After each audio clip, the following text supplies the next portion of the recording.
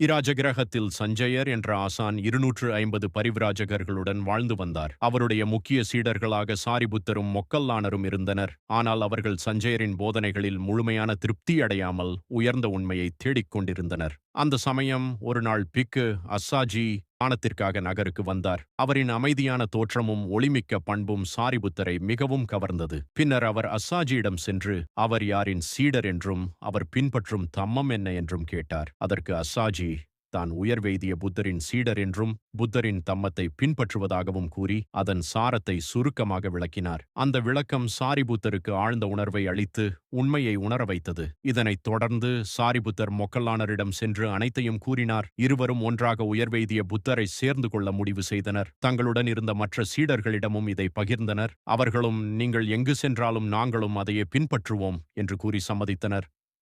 அவர்கள் சஞ்சயரிடம் இதை தெரிவித்தபோது அவர் தங்களை விட்டு செல்ல வேண்டாம் என்று பலமுறை தடுத்தார். ஆனால் சாரிபுத்தரும் மொக்கல்லானரும் தங்கள் முடிவில் உறுதியாக இருந்தனர். இறுதியாக அவர்கள் 250 பேருடன் வேலுவனத்தில் இருந்த புத்தரை சந்தித்து அவரிடம் சங்கத்தில் சேர அனுமதி கேட்டனர்.